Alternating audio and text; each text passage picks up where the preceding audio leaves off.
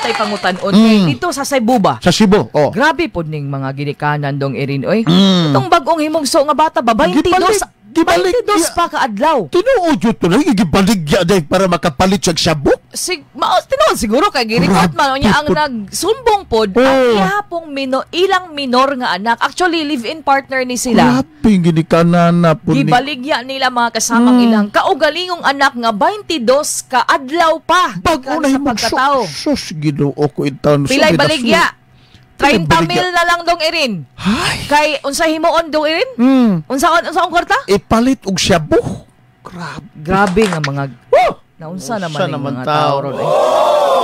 Kaluoy taon sa bata day naangin lang bisyos ginikanan. Grabe no? Kung wala mitong aning minor nga anak nila nga magulang atong bata, di madiskubrihan. Di madiskubrihan kay gisaaran man di ay good ning bata, ining anak niya nga maguwang nga kung mahalin ang iyang anak, ang iyang manghod, palitan daw cellphone. Di basta-basta day no?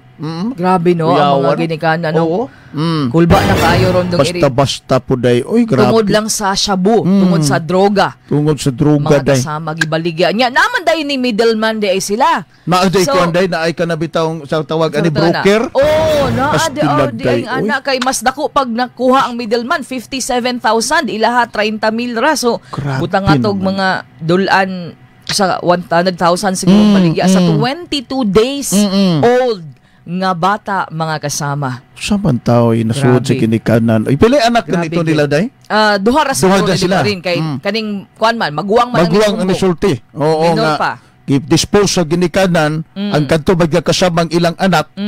Ngadto sa kini nga buyer nga wa po'y mga anak bagya kasama. Pero day bantayanan maguna kay ngano daghan ang sindikato karon bagya kasama kana bitong kuhaan og kanang sitawag ani kanang internal organs ang kadto bagya kabataan bagya kasama kay ibaligya po na inegosyo ba.